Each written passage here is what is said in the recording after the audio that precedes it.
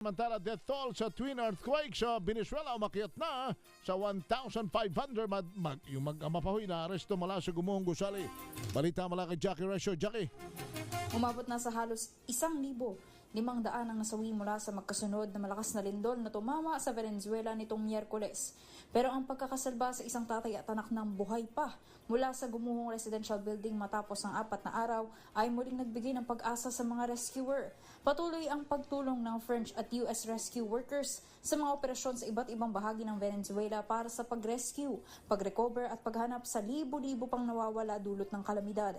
Bagamat lumagpas na ang 72-hour window time para makapagligtas ng mga taong nabagsakan o natrap sa mga gumuhong gusali matapos ang lindol, hindi nawawala ng pag-asa ang mga rescuer at mga kamag-anak ng mga nawawala pa na makikita muli nila ng buhay ang kanilang mga mahal sa buhay, gaya ng pagkakasalba sa mag-ama kahapon sa tulong ng mga equipment at karagdagang rescuers mula sa iba't ibang bansa. Higit sa 30 katao ang naisalba ng buhay nitong weekend matapos ang higit sa 4 na araw nang tumama ang magnitude 7.2 na lindol sa Caracas na agad ding sinundan ng magnitude 7.5. At yan ang balita mula sa ibayong dagat. Ito si Jackie Resio ng DZRH, una sa Pilipinas, una sa Pilipino.